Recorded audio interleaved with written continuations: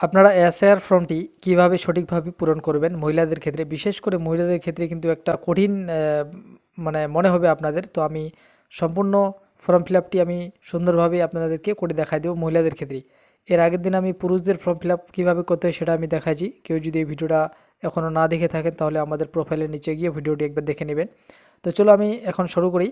যে মহিলাদের ক্ষেত্রে প্রথমে এটা আপনারা দেখে নেবেন, যার নামে ফর্মটা আসবে তার নাম থাকবে এবং নিচে তার ইপিক নম্বর থাকবে, তার নিচে কিন্তু সম্পূর্ণ ঠিকানা থাকবে এবং তারপরে সিরিয়াল নম্বর থাকবে বা মানে ভোট যে কেন্দ্র সেটা থাকবে। এখানে আপনার অলরেডি ভোটার কার্ডে যে ফটো লাগানো আছে সেটাই কিন্তু এইখানে থাকবে। আর এখানে একটা পাসপোর্ট সাইজের ফটো বসাতে হবে, সেটা কিন্তু অবশ্যই ব্যাকগ্রাউন্ড হোয়াইট না হলে হালকা কালারের কিন্তু বসাতে হবে। তো এরপরে আমরা প্রথমে চলে যাব, এটা কিন্তু আমি মহিলাদের ক্ষেত্রে কিভাবে করতে হয় এবং পুরুষদের ক্ষেত্রে কিভাবে করতে হয় সেটা দুটোই কিন্তু আমি বলবো। তো প্রথমে এখানে লিখছে যে জন্ম তারিখ, এখানে লিখছে তারিখ মাস বছর, অর্থাৎ আপনাদেরকে যে এখানে জন্ম তারিখটা বসাইতে হবে সেটা কিন্তু ফুল জন্ম তারিখ বসাইতে হবে। যেমন নাকি তারিখ বসাইতে হবে, মাস বসাইতে এবং সালটাও বসাইতে হবে। এক্ষেত্রে আপনারা অনেকের ভোটার আইডিতে কিন্তু জন্ম তারিখটা পুরোপুরি দেওয়া নাই, বা অনেকের থাকে এরকম থাকবে যে ভুল আছে, জন্ম তারিখ নাই, তারা কিন্তু তাদের আধার কার্ড বা অন্যান্য ডকুমেন্টস দেখে ফুল জন্ম তারিখটা বসাইতে পারেন। এরপর নিচে লিখছে আধার নম্বর, এখানে আপনারা আধার নম্বর বসাই দিবেন। মোবাইল নম্বর, এখানে মোবাইল নম্বর বসাই দিবেন। এটা হচ্ছে পিতা বা অভিভাবকের নাম। এখানেই হচ্ছে মেন বিষয়টা, যারা মহিলাদের ক্ষেত্রে যদি ফর্মটি ফিল আপ করেন তাহলে কিন্তু মহিলাদের ক্ষেত্রে যদি ফর্মটি ফিল আপ করেন, যদিও মহিলার ভোটার আইডিতে স্বামীর নাম থাকছে তারপরেও কিন্তু এখানে তার নিজের বাবার কিন্তু নাম বসাতে হবে।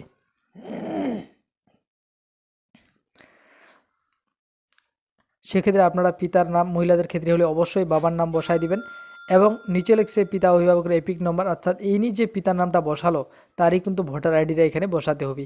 এবার দেখা গেল যে তার বাবা অনেক দিন আগে মারা গেছে বা বর্তমানে ভোটার আইডি নাই, সেক্ষেত্রে আপনারা এখানে যদি থাকে লেখা আছে, এরকম যেগুলো কলামের মধ্যে যদি থাকে অপশনগুলো থাকে সেগুলো কিন্তু না দিলেও চলবে। এটা আপনারা একবার দেখে নেবেন। তারপর নিচে মায়ের নাম, এখানে মায়ের নাম মহিলাদের ক্ষেত্রে তার যে নিজের মায়ের বাড়ির মায়ের নাম সেই মায়ের নাম দিয়ে দিবে এবং মায়ের ভোটার কার্ড নম্বর, সেখানে এর আগে আমি বলেছি যদি থাকে অপশনগুলো থাকে সেখানে কিন্তু না দিলেও চলবে। এবার স্বামী স্ত্রীর নাম যদি থাকে, এবার দেখা গেলো এটা একটা মহিলার ফর্ম ফিল আপ চলছে, সেক্ষেত্রে ওই মহিলার যে স্বামী আছে তার স্বামীর এখানে নাম বসাতে হবে এবং তার স্বামীর যে ভোটার আইডি কার্ড নম্বর সেটা কিন্তু এখানে বসায় দিবি। তারপরে নিচে দুটো ছক আছে, এটা আপনারা হয়তো অনেকে জানেন বা তারপরেও আমি বলছি যে এই যে দুটো ছক আছে, এই ছকটাতে অর্থাৎ ডান দিকের ছকটাতে দেখা গেল যার নিজের নাম 2002 সালে ভোটার লিস্টে নেই কিন্তু বাবার নাম আছে বা মায়ের নাম আছে, সেক্ষেত্রে তারা এই পাশের ছকটা ফর্ম ফিল আপ করবে। এবং যারা দেখা গেলো যার ফর্মটা ফিল আপ অলরেডি চলছে সেই ব্যক্তিরই যদি নাম 2002 সালের লিস্টে থাকে সেক্ষেত্রে তিনি এখানে পূরণ করবে।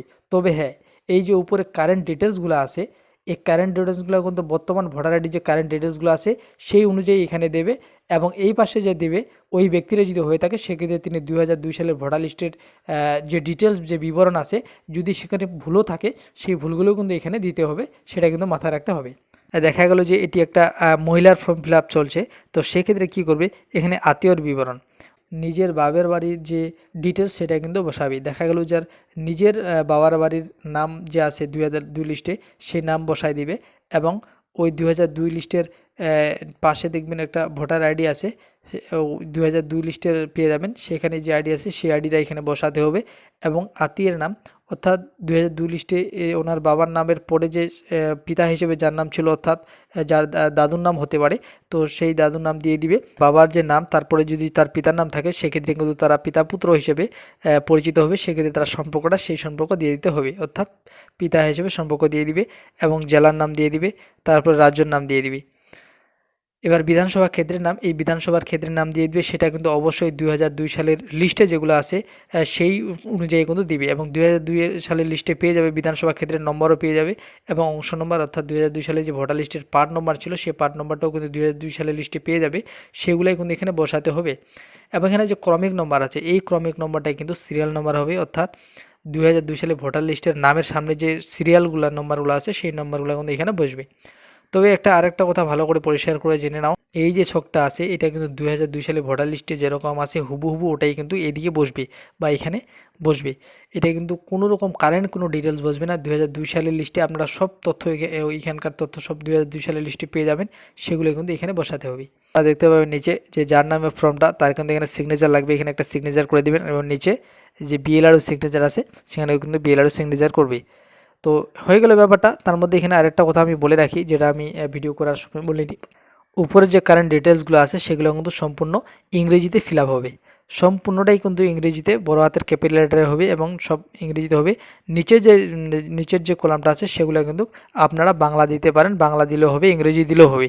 তো সেটা 2002 সালের লিস্টে যেরকম আছে সেটা বাংলা দিয়ে দেওয়াটাই ভালো হবে। তো আপনারা এইভাবে ফর্ম টিপলা সুন্দরভাবে করবেন।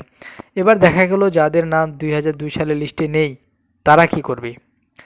যাদের নাম 2002 সালে বা যাদের বাবার নাম 2002 সালের লিস্টে নেই, 2002 সালের ভোটার লিস্ট বাবা বা ঠাকুরদা এরকম কারো নাই, সেক্ষেত্রে তারা কি কি ডকুমেন্টস তাদের ক্ষেত্রে লাগবে এবং কি কি ডকুমেন্ট জমা দিতে হবে সেটাই কিন্তু নেক্সট ভিডিওতে আমি বলবো। তো ধন্যবাদ।